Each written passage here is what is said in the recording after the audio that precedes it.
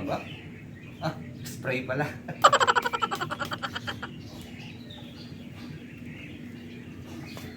Okay, good morning mga ka-riders. Ang bilis ng panahon. 6 months na ang Aerox natin. Ito po yung version 2 standard. Share ko lang po kayo sa kanyang status sa paggamit natin sa loob ng 6 na buwan. Kaya sa mga nagpaplano po kumuha ng Aerox, ito, panoorin nyo lang po. Baka sakaling makatulong po sa inyo.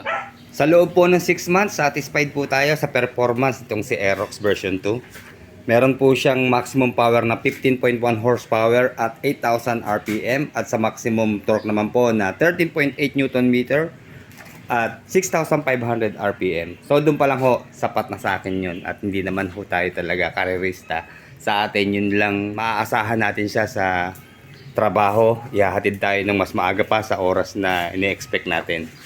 And then sa fuel consumption po niya, manufacturer's claim 48.6 kilometers per 1 liter. Pero alam nyo, itong si Aerox, okay, buksan muna natin ha. Okay, meron po siyang 5.5 liters na fuel tank capacity. Sa 155cc na motorsiklo po at sa 4 valve, expect na natin hindi ho masusunod talaga yung 48.6 kilometers per 1 liter na fuel consumption. Kasi sa experience po sa paggamit sa loob ng 6 na buwan, pabalik-balik po tayo ng Santa Cruz, Calamba. Yun po ay 45 kilometers. So 90 kilometers back and forth. Kumukonsumo po tayo ng minsan 38 kilometers per 1 liter hanggang pinakamatipid na ang 40 kilometers per 1 liter. Siguro sa klase na po o habit ng pagtakbo natin. Minsan kasi napapabilis tayo pag naghahabol sa oras. Kaya yun po, depende pa rin po sa throttle habit natin, sa kamay natin kung paano tayo pumiga. Kung gigil tayo sa silinyador, expect na natin talagang lalakas po sa gasolina. And then sa cooling system po niya na liquid cooled, paki-comment nga po mga ka-riders yung bihasa sa liquid cool. Kasi last week lang, 6 months na natin ginagamit, nag-worry ako kung nababawasan ba yung kanyang coolant. Dito po nakalagay yun na yan. So nag-refill po tayo nagsalin siguro tayo ng mga 10 ml dito. So parang napuno ko siya yung ating coolant. Masama po ba yun mga ka-riders? At saka isa pa, yung ginamit ko po na coolant pang kotse. Okay lang po ba yun?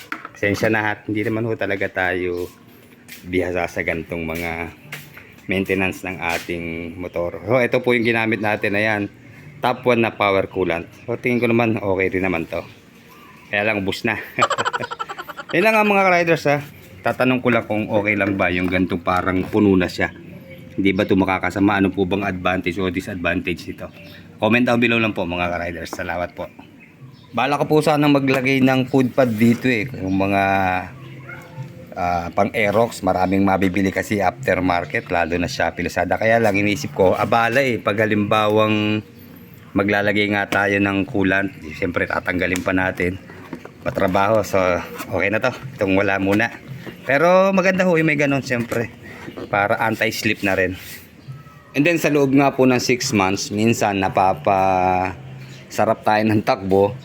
Sinubukan natin yung kanyang top speed. Na-reach ko po yung 110 kilometers per hour. Meron pa po siya kaya lang kinapos sa kalsada kaya yun pong manufacturer's claim na 120 kilometers per hour. Accurate po yun. Check naman po natin na ating front tire sa loob ng 6 months na paggamit. Okay? Maswerte po tayo hanggang ngayon hindi ho tayo napaplat. Hindi ko lang alam ho kung meron tong tire sealant sa loob. Alam ko wala ho pagka sa galing.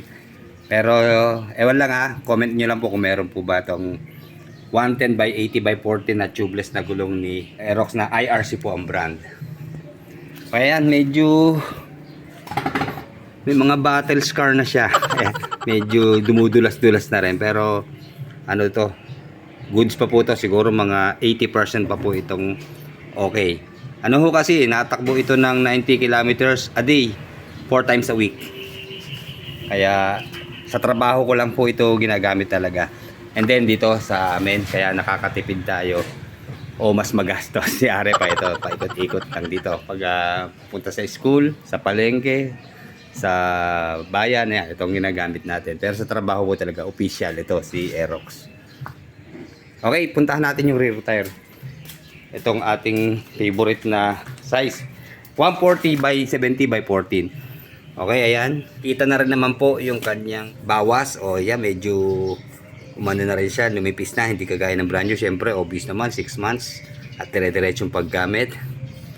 Pero 80% okay pa rin po ito. And then sa preno, gusto ko sana talaga magpalit ng disc brake sa likod. Pero sa performance po ng drum brake, wala naman pong problema kasi nga, katulad ng sabi ko, hindi naman ho tayo talaga tumatakbo ng sobrang tulin. Balanse pa rin po ang ating paggamit ng preno sa harap at likod. Kaya no worries pa rin po sa drum brake. Wala pa po tayong ina-adjust dito. Yan, kung ano po yung stock, siya pa rin. Pero naglagay po tayo ng sapin itong rubber cover dito sa ating brake lever. Kasi mas komportable po gamitin to, lalo't alam naman natin matigas to pag sobrang katagalan, ngalay din. Ito, malaking tulong po ito na hindi dudulas din ang ating kamay. Lalo na itong sa handle grip po. Ito, okay naman po kahit wala, pero mas komportable po ako pag meron ganitong sapin. Kaya minsan kahit hindi na tayo maglagay ng gloves, komportable na siya. Hindi na tayo masyadong pisil. Baga, banayad na hawak lang. Ano na siya, talab na sa pagpihit. Okay, sa front brake, okay naman. Ayan, hindi ho nababago sa loob ng 6 months. Hindi siya lumuluwag o humihigpit. Ito sa rear brake, ito napuna ko. Medyo umano siya, lumambot. Siguro gagawa natin adjustment to. And then dito po sa telescopic fork na front suspension, wala pa rin hong problema. Akala ko tutukod siya o lalagutok. Okay po, walang problema. Hindi pa rin natin nagagalaw sa loob ng 6 months. And then yung atin naman pong rear suspension dito sa rear. Ito, nilagyan na lang natin ng bala ko sanang bumili nung rear suspension na merong sub-tank, may baso, di ba? Para mas maporma tignan, mas maganda. Kaya lang, hindi na ho naging lesson na po sa akin yung pagbili ng rear dito sa ating RFI. Kasi alam niyo ho yan, okay, maganda siya tignan, pero may issue po yan medyo mahaba po siya. Kaya nung nagka-problema tayo dito sa rear shock ng RFI, nung naglagay tayo, sumayad sa sahig o sa simento yung ating gulong. Dahil mahaba ho pala, ingat na lang sa pagpili ng size po. Ginawan lang natin ng remedyo yan kasi itong ating center stand. Dinugsungan po yan, pinaweldingan natin. Ayun, kaya mahaba po yung pinakatangkay niya. Kaya hindi na siya nakasayad. So ayoko na kung mangyari ganun. Baka magkamali tayo ng pagpili ng mga rear shock. Pero okay naman po, mag-ingat lang tayo sa pagpili. Pero sa akin, at magastos din ang rear shock. May mga, alam naman natin ang halaga niya mga yan. Mahal. So ito na lang maganda rin naman. Basta terno lang yung kulay yan. Tinerno natin sa kulay ni Aerox. Blue yung kanyang tatak. And then meron siya reflector na gray. Ito pag natsinaga ng araw po to o ng ilaw, maliwalag po yan. Then black. Ayan. And then bala ko po sana maglagay ng grab bar. Kasi alam nyo, nakakatakot din naman sa angkas natin. Ako umangkas rin ho dito Medyo nahihirapan ako tong madulas tong hawakan na to. Although meron siya ritong lusutan ng kamay yan. Hawakan po yan pero kulang po yan Maganda, may nabibili sana ng grab bar. Kaya lang nag-browse tayo. Nasaan ho 4,000 ata pero out of stock pa. Sana magkaroon ng aftermarket na o kaya yung siguro magpa-customize tayo para lalagyan ng bracket na kapitan man lang dito kahit yung dalawang sungay lang, di ba? Parang sa sniper. Kasi hindi naman natin kailangan. Ayoko rin pong maglagay ng top box kasi parang masisira po ang forma ng ating Aerox pag naglagay ng top box, di ba? Saka isa pa, sapat na po yung kanyang U-box. At malaki naman po ang U-box nitong ating Aerox Ayan. Dito nakalagay ang ating motorcycle cover, ating kapote, pambaba at pang taas. Kasya naman po dito half face helmet, pero mga full face helmet po hindi ho kasya. Okay, isa pa yung ating hanggang ngayon hindi ko na pinalagay yung Y-connect natin. Kita nyo, di ba may mga naglalabasang Aerox ngayon, tinanggal na yung Y-connect. Siguro na-realize din nila na hindi rin nakakatulong o nagkakaroon pa ng masamang epekto sa ating baterya, yung Y-connect. Then ito, share ko lang maliit na bagay lang naman to. Okay, pag bibili po tayo ng bolt para dito, kasi meron ho akong nabili, natanggal, kumalas. Buti hindi nalaglag yung plate number natin. Ito po yun eh. Ayan, tig sa 10 piso lang. Ayan, kasi ito share ko lang din ho ha. Pansin nyo, maigsi yung kanyang pinaka-bolt. O kaya, ang pinili natin, ito, mahaba na. Okay, kahit masagwa tignan, okay lang po yan. Dahil, bago mahulog po yung ating matanggal yung kanyang bolt, ito, itong pinaka-nuts niya, siyempre, mahaba pa lalakbayin niya bago siya malaglag. Kaya, siguro ma-alarma na tayo o ma-aware na tayo na malalaglagan tayo pag halimbawa lumuwag na siya. Siyempre magkakokos ng ingay yan. Maraming klase po itong mga bolt natin, mga bolt cap, kaya na pumili. Basta wag lang yung ganito, madali masira to.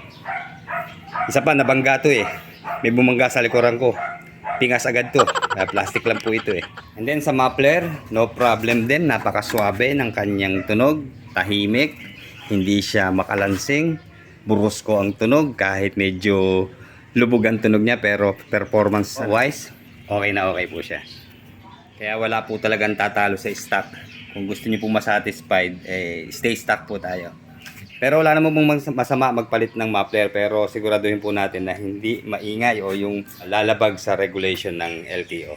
Okay, ito, inagapan na natin. Naglagay na tayo ng anti-pusa bago makalmot yung ating upuan na stock na seat cover ng Aerox. So, okay, ito ho, akala ko maliit na pag-aari natin. Ayan, sakto pala siya.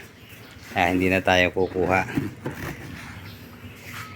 And then naglagay po tayo dito ng hook. Alam nyo naman walang hook si Aerox dito eh, kasi sa totoo lang ho ang hirap pag galing tayong palengke, wala tayong masabitan. Minsan alanganin namang ilagay sa U-box, lalo tayo isda ang binili natin, di ba? Kaya kailangan pa rin natin ng hook. Pero to advice ko lang ho, ang kunin ho natin yung sarado na siya. Di ba may nabibiling ganun yung hindi nakalabas, kasi mababaw po siya oh. Pag naglagay tayo ng plastic dyan, may tendency mahulog pa rin kasi ano siya eh, pwedeng pag nag-bounce tayo ng konti, kumalas. Kaya pag nakasarado yan, susuot lang natin, ay hindi siya malalaglag. Pero ito, pansamantala, ang ginagawa ko, pinipilipit ko na lang dito yung kanyang tangkay ng plastic para hindi siya malaglag. Yan, diba? Dalawa naman yan eh. Madali na diskarte yan. And then sa ignition niya, ito napuna ko lang ha, ito isang issue. Medyo nahihirapan akong i-on. Parang, ewan ko lang ha, siguro baka kailangan lagyan ng lang sa loob. Medyo sumasabit siya. Pero tiyempuhan lang din. Yun lang naman, pero hindi naman siya ano, hindi naman nakaka-bother. Tsaka iaayos lang siguro yung pagsalpak ng susi. And then ito sa ating left side pocket. Ito, iniisip ko sana malagyan ng lock, 'di ba? Para makapag-iwan tayo ng mga gamit pa dito. Okay, ayan, halimbawa naka set sa open mode yung ating ignition. Ayan, meron siyang ano, may power siya dito, na-charge yan. Kaya ma-overcharge yung ating earphone. Alam niyo, lagi tayo may baong earphone eh. Kailangan natin to sa lalo na sa trabaho natin. Okay, ito po yung ating adapter o kaya USB charger. Okay, ito, bilhin natin sa DIY, Mr. DIY, worth 175 pesos ata. Ayan, tatlo na yung sanyang sakit. Okay, bali yan po kasi ang stock. Bali 12 volts siya. Kaya okay na naman. Yun lang, isa pa, medyo mababaw yung kanyang packet na puna ko. Sana nalima ko. Kung di man nilalima, medyo patayo yung position niya para hindi ho dumulas palabas yung ating gamit na ilalagay sa loob. Di ba? Yun lang. Pero overall naman, hindi naman ako masyado nag-iiwan ng gamit yan. Okay lang din. And then nagdagdag po tayo ng cellphone holder. Okay, ayan. Okay, bali meron ho tayong bar na mahaba na pwede natin, di ba dito nakalagay sa lalagyan ng side mirror yun, dugsungan yun eh. Okay, ito po yun. Ayan. Pwede natin yan magkabila. Ayan, magamit. Kaya lang minsan, na ano ho ako eh, nababother ako, baka nabablock yung ating LCD panel. Kaya dito na lang natin nilagay sa side. Although maganda siya ha. Pag halimbawa maglalagay tayo ng cellphone holder sa gitna, talaga sentro-sentro yung ating mabibidyohan. Pero syempre, dun tayo sa hindi tayo na babother. So, komportable pa rin tayo. Delikado pag tayo ay naguguluhan sa harap natin. Okay, ito ho. Lagi ho tayo nagdi-display ng cellphone kasi may mga tawag po tayo na kailangang masagot kahit natakbo tayo. Pero yun lang advice ko mga ka-riders ha. Wag ho tayong magte-text o tatawag habang natakbo. Pwede ho tayong tumabi, tumigil, ayan, saka natin kausapin yung ating o sagutin yung tatawag sa atin para hindi ho tayo madisgrasya at makadisgrasya, di ba? And then dito natin ikinapit sa side mirror yung ating cellphone holder. Kasi may mga nabibili naman yung may parang tangkay, di ba, na mahaba. Pero okay na po sa akin yung kantong tasin na babother din po ako pag masyadong mahaba ang cellphone. So ito ho, ginagawa ko dito, pag natakbo, pinababa ko yan para hindi siya nakaka-bother sa vision natin sa front. And then ito, nagpalit ho tayo ng side mirror. Pero hindi ko ho i-recommend sa inyo yung gantong side mirror. Although maganda po yung kulay niya, yung tangkay, o itong stem, maporma. Pero manipis po ang ano nito, salamin nito. Kasi kaya ko ho nasabing manipis, naglagay po tayo ng blind spot mirror. Ito, nadiinan ko lang ng konti, basag po yan. Ayan o. Ginawa ko para magamit ko, hindi naman sayang yung pinagbili natin. Nilagyan ko siya sa loob ng double adhesive tape na makapal. Saka doon natin ikinapit yung ating yung ating blind spot mirror. Ayan, natatakpan naman siya, hindi naman nalata. So okay lang. Malaking bagay po ito kasi meron tayong mga hindi nakikita dito sa mismong salamin natin. Limited po ang view nito eh. So dito na iwa-wide niya. Kita natin yung mga nasa malapit na nagtatago sa likuran natin, mga sumisingit. Ayan, ma-aware po tayo. Yun lang po, i-mindset nyo na madaya po itong blind spot mirror or wide angle mirror na to. Kasi dito malayo pa ang view dyan, pero malapit na po yun. Kaya basta nakakita kayo dito ng sasakyan o kasunod natin, expect nyo na po, malapit na po yun. And then dahil nalilibang tayo sa pag browse sa Shopee, nakita natin itong maliit na visor na natripan natin. At mukhang bagay naman siya. Yun lang, medyo ano yung pagka-blue niya, hindi katulad nito, matingkad. Ito medyo light ang kanyang blue, pero glossy siya. Pero tingin ko mabilis tumagas-gas. Ingatan na lang. Meron na lang naman yan. Kung gusto nyo lang po, lalagay ko yung link. And then ito, yung unang-una natin nilagay, yung kanyang chameleon tint, chameleon blue na tint dito sa kanyang kilay. Kaya yan, maganda. Wala naman pong problema sa LTO at yan naman po ay nakapatong lang, hindi naman sa loob. Ang masama po yung bumbilya sa loob o yung ilaw sa loob ang papaltan eh. Sa performance po ng kanyang headlight, mga ilaw, all LED, satisfied na po tayo. Hindi na tayo naglagay ng mini driving light at okay naman yung lakas ng liwanag niya. At isa pa, iniiwasan ko na rin yung may masilaw na kasalubong. Magkokos po ng aksidente talaga yun eh. Kaya mas maganda tayo na yung mag-giveaway o magbigay. Doon lang tayo sa tamang liwanag lang. Kaya stay stock po talaga. Sa mga switches and buttons, wala po tayong problema. Intact po sila, solid. Hindi tayo nagkakaroon ng issues, no, may lumuluwag o naglulus. And then dito sa ating console, okay, ayan, walang pagbabago. At parang brand new pa rin yung kanyang wala siyang kukurap-kurap o ano pa mang issue. Marami po kasi tayo napapanood, maraming nagkaka-issue dito sa panel, pero sana hindi swertihan lang sa unit, po. Kaya nananawagan tayo sa mga manufacturers na hanggat maaari yung quality nila taasan para wala ho talagang aapektuhan mga riders na nakakatsyempo ng may mga issues. At sa pa, hindi pwedeng ibalik, di ba? Pagka ganong minor issues lang. Kaya mangyayari, i-repair. Tapos, nadadagdagan ng sira o mas nasisira pa. Okay, sa loob ng 6 months, ito na po natatakbo natin sa kanyang odometer. Ayan, 5,961 kilometers na po. Dahil na-reach na natin ng 5,000 kilometers, yun nga po, nagpalinis tayo ng gilid. Kaya, doon natin dinala talaga sa mismo sa ating pinagkunan. Huwag po natin dadalhin kung saan. O ayan, yung binuksan. All goods pa po, yung kanyang mga pyesa sa loob, yung kanyang CVT. Kaya, alagaan po natin sa linis. At yun po ang solusyon para sa magandang performance ng ating motorsiklo. Pero doon lang natin dadalhin talaga kung saan natin kinuha si motor natin. Para sakop pa rin siya ng warranty. sa kanyang pairings. Ang ginagamit natin na pampakintab ay galing din sa Shopee, Lazada ata. Okay, ito ang una natin ginamit, yung Max Matte and Glossy TJKP. Ito yung una. Kaya lang ito ho, medyo nalalaputan ako eh. Kaya nag-try tayo ng iba. Pero okay ho ito. Napakakintab po ng ating Aerox. Hindi halata yung kanyang mga gasgas. Alam niyo naman eh, bagsak na natin to bagong bago. Dinaan na lang natin po sa sticker. Ayan. Nandito ho, mahaba ho ang mga gasgas niyan eh. Ayan, hindi na halata siya sa ngayon. Natakpan na siya ng sticker, di ba? Pero ito pa rin, bakat pa rin yung kanyang battle scar. Nasa buti na lang, dito napatapat sa sticker lang niya. And then itong pangalawang ginamit natin, ito ngayon lang natin ginamit, itong Armor All Original Protectant. Ano ito, parang magic gatas. Hindi siya malagkit, kaya ito ginamit natin ngayon. So ito, ginamit natin sa dalawa nating motorsiklo. Okay naman kanyang performance.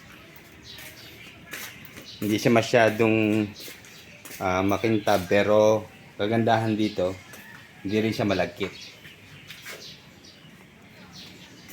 May mga gasgas na rin naman siya. Siguro pag umaangkas, nag-aangkas tayo, sumasabit ang sapatos pagbababa. Kasi sa totoo lang po, mataas talaga ang seat height nitong Aerox, lalo na dito sa rider seat. Kaya minsan pag hindi katangkaran ng aangkas natin, nahihirapan.